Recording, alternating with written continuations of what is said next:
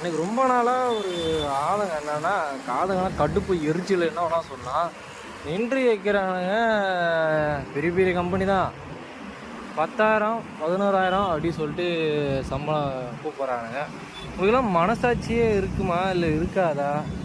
10,000 எப்படி என்னடா எதை வச்சுடா? எனக்கு புரியவே இல்லை. 10,000 வச்சு என்ன பண்ணுவான் அவன்?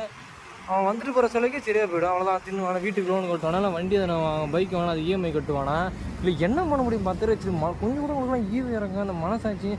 அந்த கூலி வேலை செய்கிறவங்க கூட நல்லா சம்பாதிப்பாங்கடா.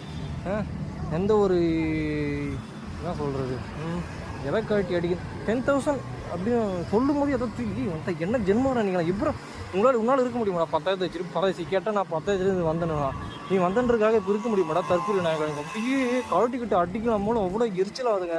10,000 12,000 சொல்லும் போது என்ன ஒரு மாதம் போல் வேலை செஞ்சு கஷ்டப்பட்டு